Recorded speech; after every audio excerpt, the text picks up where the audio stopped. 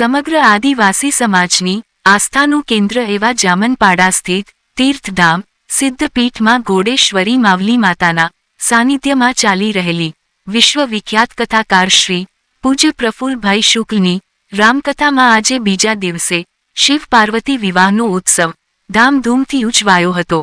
આ પૂર્વે ગૌરી ગામના સરપંચ શ્રી પ્રકાશભાઈ પટેલ અને તોરણવેરા ગામના સરપંચ શ્રી સુનિલભાઈ પટેલ અને શંકરભાઈ પટેલ રાજપુરી તલાટી કમ મંત્રી શ્રી હરિ ઓમના યજમાનપદે બીજા દિવસનો નવચંડી યજ્ઞ આચાર્ય શ્રી ગુણવંતભાઈ વિપ્ર દ્વારા સંપન્ન થયો હતો। જામનપાડા ગામના સરપંચ શ્રીમતી કોકિલાબેન કરસનભાઈ પટેલ દ્વારા પોથી તેમજ વ્યાસ પૂજન કરવામાં આવ્યું હતું। કથાકાર શ્રી પૂજ્ય પ્રફુલ્લભાઈ શુક્લે વ્યાસપીઠ પરથી કહ્યું હતું કે માની કૃપા થાય ત્યારે જીવ શિવ તરફ જાય છે। માં શબ્દમાં આખું બ્રહ્માંડ સમાય જાય છે।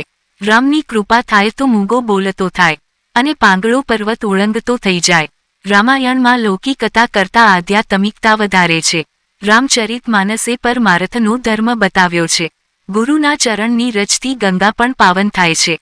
અણુ એ અણુમાં પરમાત્માનો વાસ છે એવું લાગે ત્યારે સમજવું કે જ્ઞાન પ્રાપ્ત થયું છે। બ્રહ્મ કસોટીનો વિષય નથી, બ્રહ્મ અનુભૂતિનો વિષય છે। ગિરિજા સ્તુતિની સાથે રામચરિતમાનસના બાલકાંડની વિશેષ ચર્ચા કરવામાં આવી હતી।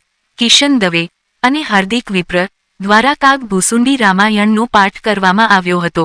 વિશાળ સંખ્યામાં ભાવિક ભક્તો કથા શ્રવણમાં જોડાયા હતા। આવતીકાલે કથામાં કથાનો પ્રધાન ઉત્સવ રામ જન્મ ઉત્સવની ઉજવણી થશે, જેમાં શ્રી ઘોડેશ્વરી મહિલા સખી મંડળની બહેનો ભગવાનનું પારણું ઝુલાવશે, જેની તૈયારીઓ આયોજકો દ્વારા થઈ રહી છે। બ્યુરો રિપોર્ટ અભિનવ સુરત ન્યૂઝ, એડિટર પ્રકાશ પટેલ, સુરત।